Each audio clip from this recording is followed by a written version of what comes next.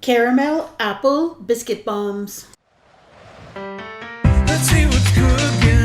Let's get the facts.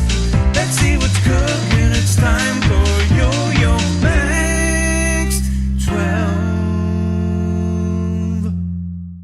Hello everyone. First thing we're going to do is make the filling. That's about 2 medium-sized apples chopped up nice and fine, a tablespoon of brown sugar, half a teaspoon of cinnamon, and then you're going to add in a tablespoon of butter and just a sprinkling, little dash of salt.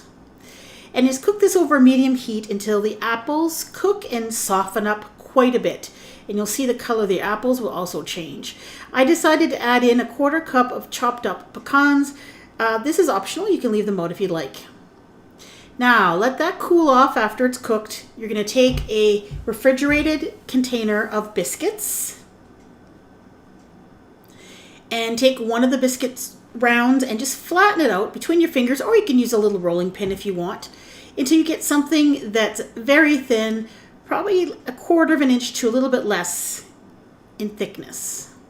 Then you're going to put a couple tablespoons of that filling in the center, 1.5 of those little caramel squares, and then just fold it up and seal it, the filling inside. Take the time to seal this up properly because you want to make sure that you don't get any leaks when this bakes up in your air fryer. So just make sure the seams are nicely pinched. And I kind of rolled it into a nice little ball shape after I was done. And then you'll brush on some melted butter. And then you're going to dip this into some cinnamon sugar. Now, cinnamon sugar is exactly that. It's about, let's say, a 1/4 cup of sugar with about a teaspoon of cinnamon. You can vary the amount of cinnamon to your taste. Then you're going to take them and put them in your air fryer that's been lined with a little piece of parchment paper. I did these in 2 batches, 5 at a time. You don't want them sticking together, so you want to make sure there's some space. And then at 375 for about 10 minutes. My air fryer only goes up in 10-degree increments, so I put it at 370, and there you go. You can see how they puffed up.